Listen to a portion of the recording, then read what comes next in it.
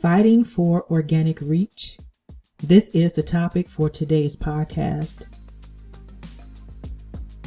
Organic reach has been down for a very long time. Let's just face the facts. If you are in business and it feels like you are becoming an unpaid content creator, this podcast is specifically for you. Those of us who are in business and we post content consistently because we're told to be consistent. And the sales will come, the followers will come. We are inundated with changes of algorithm with IG, Instagram. Facebook changes its algorithm consistently. There are other platforms with better reach, but still you want visibility, right? Because the more people that see your business and become familiar with your business are more likely to do business with you. Content creation is just the step. It's like the gateway, the top of the funnel, so to speak. It's the first part that you would need to do in order to get traffic to your websites, so you can collect leads and so you can start making sales. But if no one is actually seeing your content, actually the right people, if the right people is not seeing your content, you're going to feel very discouraged by not having enough revenue coming into your business. In a sea of millions of people and sometimes billions, depending on which platform you are posting to. The name of the game is pay to play, especially on Facebook and Instagram. You want your algorithm to open up, you are going to have to pay to play. We're going to deep dive into this, and we're going to talk about some specific things that are happening in content creation right now, some things that I just do not care for anymore. And I'm going to show you the best places to post your organic content and what you actually need to do in order to get more visibility. So stay tuned. Hi, I am Katina, and I am the host of BizTech Yourself podcast. So welcome. And I hope this content is able to help you with your business today. The first thing that you should know about organic content, it should not be your only strategy. When you go into business, and I tell this to my clients a lot, when you go into business, you are going to need an initial startup seed funding for ads. Why? Because you're going to need to have some money behind any videos, any piece of content that you have about your business. If you want revenue and you want people to know, like, and trust you, to start doing business with you, to start recognizing your business because they see you so much, you're going to have to invest in ads. Now, you don't have to pay a lot. You can invest $5 a day on one simple ad. And I tell this to my clients. One simple ad will get you seen. And you can switch out the ad every single day if you want to. You can have a different ad going out. So this is an example. If you're on IG or Instagram and Facebook and you post a reel or a video about your business explaining what you do in about 1 to 2 minutes, all you have to do is create a video ad so your content can get seen and reach the right people. I have all of those steps inside of the consulting service that I do have, where we walk you through the entire process on how to do this. But this is going to be super important for you in the future. Content creation in 2012 is not the same as it was or as it is today. Let me just give you a backstory about my content creation journey. I started creating content in 2012 as a blogger. And back then, if you wanted to be in content creation, because that wasn't even a word back then, you were either a blogger or some kind of coach, I guess, or digital marketer. And you had to know how to write. You had to know how to write decently. You had to know how to do SEO and to get people to your blog organically. So once Facebook started to open up their platform to so many different people, because initially it was just for college students, you started to see people post about their business. Then they made business pages. Then they made a way for the business pages to get seen through ads. And that's how they, created revenue for Facebook at that time. And then they bought IG, and different things started to come out as far as them buying or creating other platforms like Threads and the purchase of WhatsApp.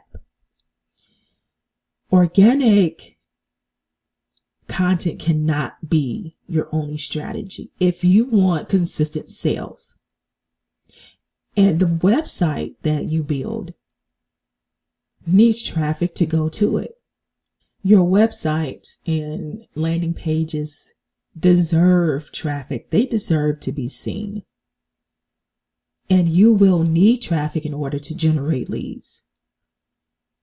To do that, of course, you're going to have to post on social media and do the ads and whatever else that needs to be done. And here's the thing. I practice what I preach. I'm not telling people, oh, you can just post to your stories, your page, and just receive all of these sales. I'm in the trenches with everybody else. I have one ad going right now for $5 a day. I spent the last 7 days getting 7,000 views, over 7,000 views. And right now I am building my audience. So when I say I'm building my audience, that means I have done this inside of Ads Manager so I can retarget the warm audience that I just created with my offer. And that's what I do to bring in sales and revenue and more clients. This is what I tell my clients to do. I mentioned in another podcast about organic content and how LinkedIn and Threads are the best places to post your organic content. I have discovered that because after opening up a new LinkedIn account, I posted something about the comparison between AI and automation, what that actually meant. I got so many views, and that was literally my third post. I believe I got 1,000 views in a week. I got people commenting, people sharing. That's where you should be posting your organic content. Organic content also on Threads. Threads is another thing that you can invest your time into, because I saw an example of a content creator on there. She only had 40 followers, 40. And she posted something, I forgot what it was about. I think it was about reaching other business owners. Maybe it was the way that she said it, or it was the perfect timing. She got millions of views on that with just 40 followers. I'm discovering just some of my posts are hit or miss on Threads, right? And I posted the exact thing that I'm telling you now. POV. LinkedIn and Threads are perfect for posting organic content, and people agreed with it. And I saw that I had like 356 views. I stopped counting after that. Sometimes you'll get a notification on Threads saying, hey, your post has been viewed 100 times. This is a new Threads account, and I only have 14 followers, and I'm steady building my followers every single day. This is why I say those two platforms, if you want to post organic content, post it there. Be consistent, because people will see you over time. As the posts on Threads are going out one by one, the algorithm is in your favor. The LinkedIn algorithm is in your favor too, because someone said LinkedIn is like using the internet from 1998, where there were hardly anybody on there. There was no social media. It's like going back in a time machine where you can actually connect with people, because back in the day you really could. You can get on the internet and make genuine connections with people through chat rooms, sometimes through message boards. That's how we will communicate with people all over the world. Those are the two platforms. Something else that I'm discovering is YouTube Shorts. That would be the third platform where you can post organic content. It seems like the algorithm is opened to shorts because they are promoting that more. This is your chance and your opportunity if you want to have organic content as your strategy. Post on LinkedIn, Threads, and then YouTube. YouTube Shorts, actually. Organic content is so competitive now because people are figuring out all of the marketing tricks that have been gated for so long. People are getting into courses because marketers have sold their courses, told people how to do hooks, showed people how to do persuasive languaging. And they are using that in their marketing tactics. But the rise of AI is causing people to steal other people's content. It's basically stealing. And I'm going to show you exactly what I mean. So I was in a course, or I'm in a course right now, and the course creator said, if you want to beat your competitors, what you do is you go in, you swipe all of their content, you download it into a document, upload it to ChatGPT, basically have ChatGPT spin it so that it sounds like you, you can mimic what has already been working. That is downright stealing, and people will do it.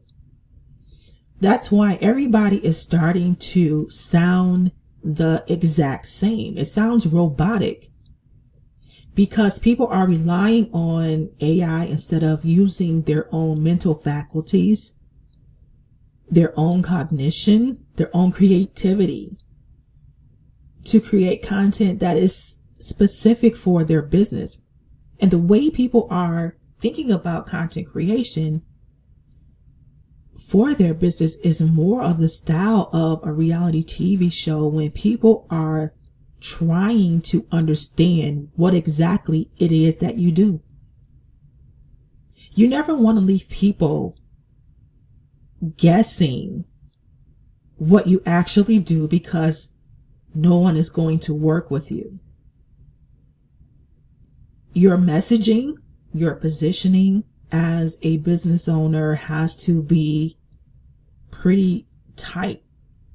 And you have to have a framework of how you're going to relay the message of, this is who I am, this is my business, this is how I help, these are the results from past clients or past customers. All of this has to work together. So your content, that's going to drive your traffic, your ads, if you're going to use that, and strategically posting in the places where, if you're only going to do organic content, you need to post in those specific areas. That's just my opinion and my experience from what I am seeing today. And just to circle back over the stealing of content, the big players are actually doing this too. They are stealing from smaller content creators. So think about what had been going on with the company Shein. And designers have been saying, I'm seeing my designs on the website, but I never gave them permission to use my designs. People are finding ways, because the internet is wide open, to take your intellectual property and use it as their own to gain what you could have gained if you had the right strategy. What you want to do is make sure that you are the person that is out in front, not the other way around. And yeah, people are going to steal anyway. They're going to find a way to say, well, this person went viral for this particular piece of content. Let me study this. Let me do exactly what they did so I can go viral too. And when it works, hey, it's great for them. But it actually does not show any type of authenticity. When people say be authentic, it means doing the thing that you do best in the way that you do it. Either you are an expert or you're not. Let me say that one more time. Either you are an expert or you're not. So content creation, and even what Gary Vee said, if you are going to create content, it's not really content creation. It is just documenting your results and sharing it. Those who are truly in the trenches, in the business, and creating impact, those are the people that have to be authentic the most, because AI and the prompts that's happening with everybody is sounding the same. So I've taken it upon myself to not use AI for content creation anymore. I have bought several prompts to learn how to use ChatGPT, and I was like, man, this content sounds great. This was a couple of years ago, actually, in the early stages of ChatGPT being rolled out. I also used a program before called, I think it was Jarvis first and then Jasper. Okay. And their platform for AI content was built on ChatGPT. So when ChatGPT came out, I was like, well, let me just learn how to use this. The AI prompts that I bought, I spent maybe $100 for different ones.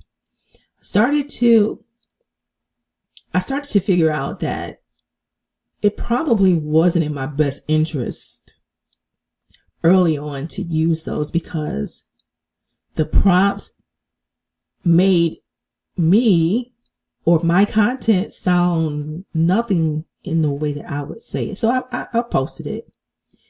I've tried different styles. I was prompted to say, hey, make my content sound like Cardi B, or make my content sound like Denzel Washington. You can do all of those things. It's fun to do. It's fun to try, but it's not you. Showing up as yourself is going to outweigh anything that any competitor can try to copy, because they can't really copy you. They can't really copy your light. They can't copy your shine and your personality. They can't copy those things. Even your customer service, they can't do any of those things. But what you must do, even if you do not spit out content as fast as others, is to create content on your own. Use your own brain. Because ChatGPT and all of these other AI tools are just tools.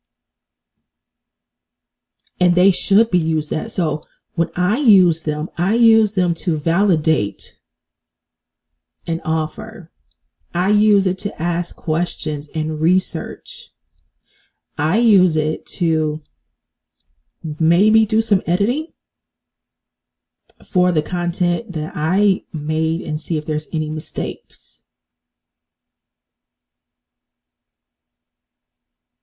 Now, just going back to how you can start developing your own style and just being authentic, you need to, like you're prompting the ChatGPT, you need to prompt yourself. We used to have all of these files back in the day. This is just bringing back so many memories. We had all of these files that people would sell to one another to prompt you to start being creative in developing your blog headline or your actual blog content or whatever you were going to post on social media to promote your blog. There were journal prompts. There were all sorts of things to help you get into that creative mode. And that's what you want to do for yourself. You have to say, hey, if I want to be in the creative space, you need to ask yourself a question. Prompt yourself.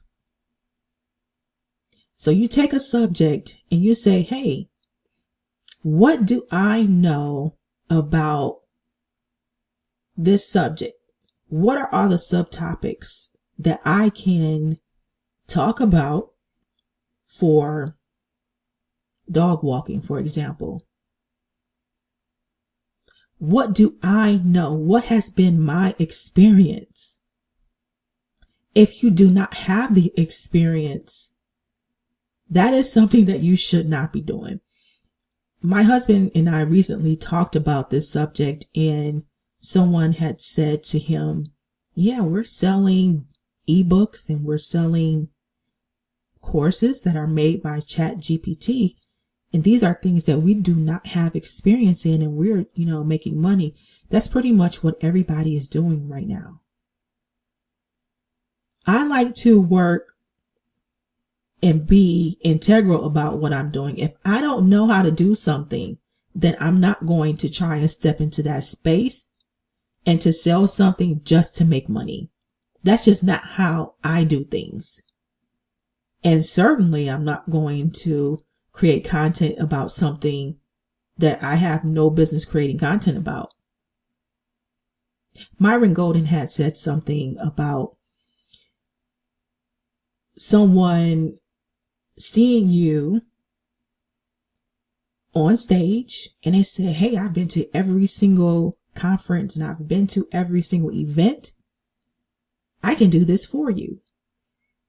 And you say, sure. You let that person on stage, and that person, they're doing all of your jargon. They're saying all of your buzzwords. They're walking, they're talking just like you. And then when it comes time to answer questions, they have to go and refer to you in order to get the answer.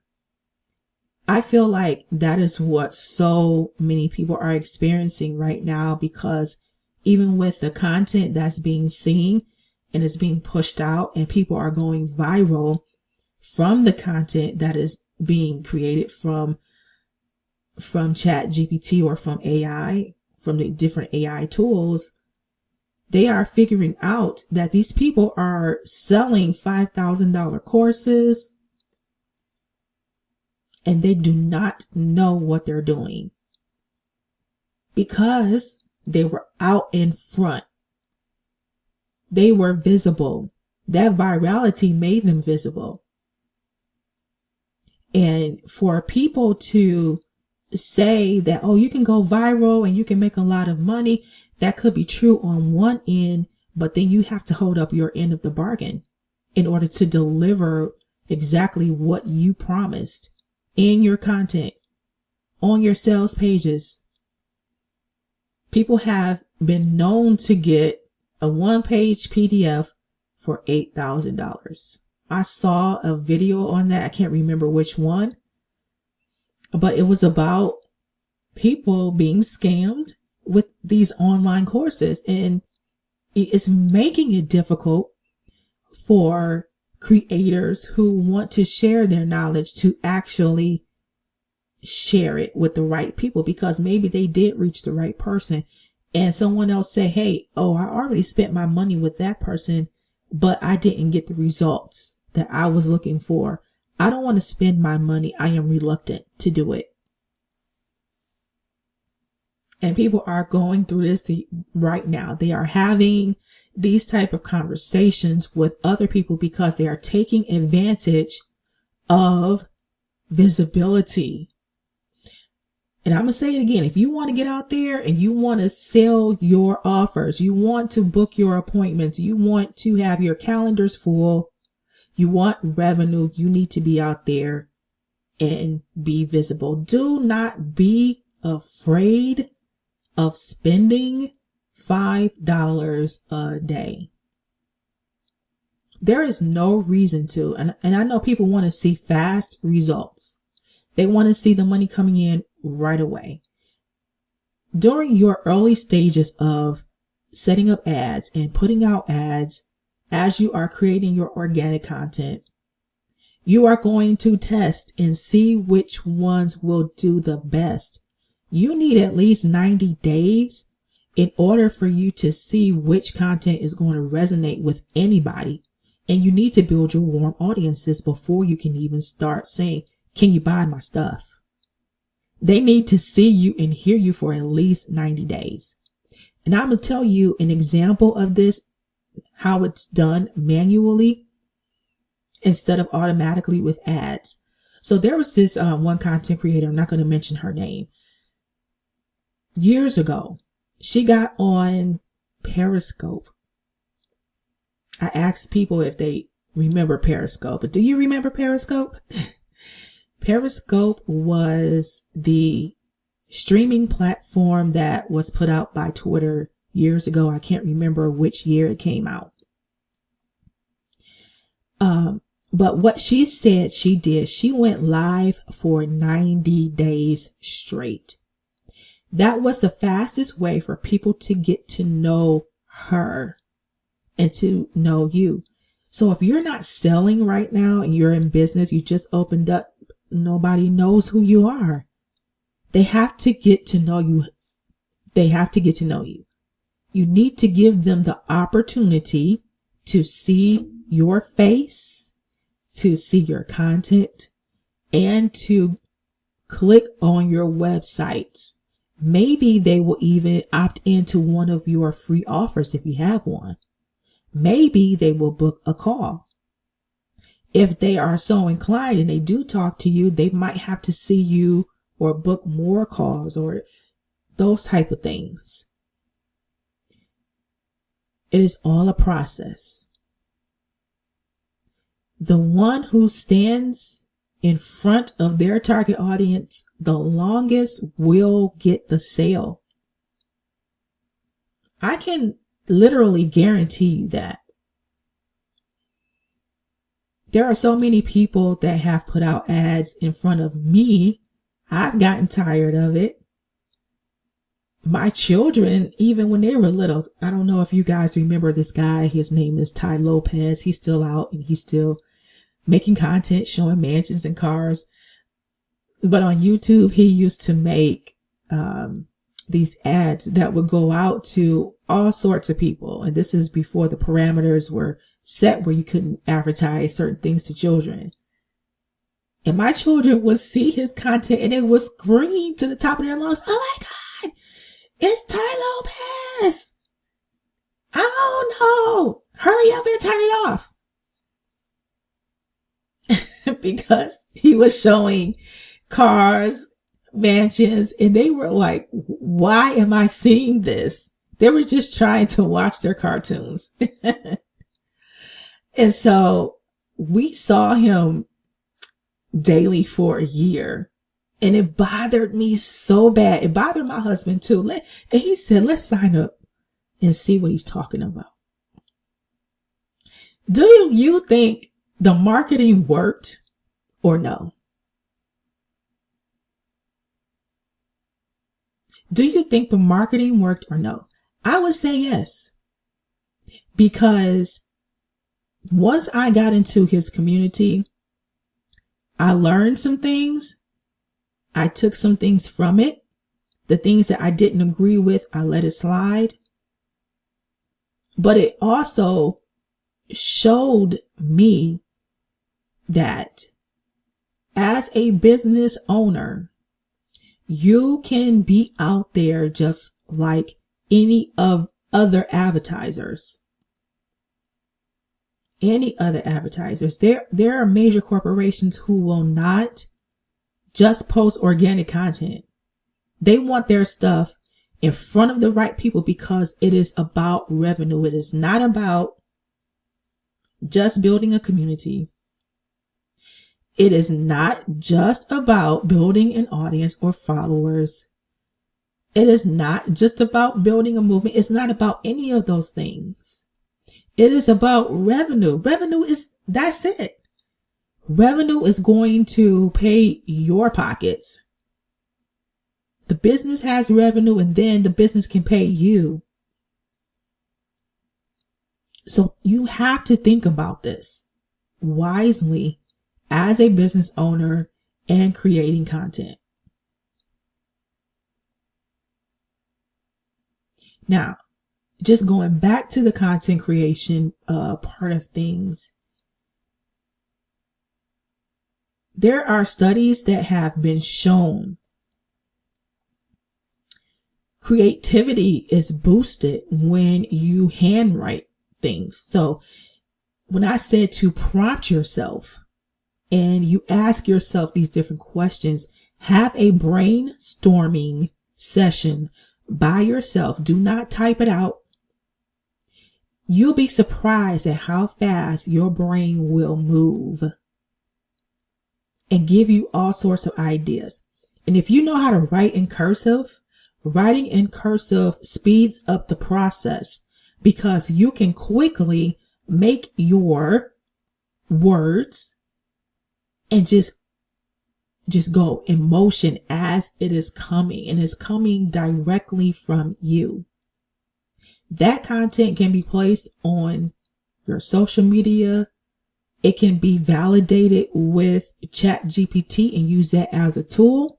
Now you're not sounding like a robot, but it's actually sounding like yourself.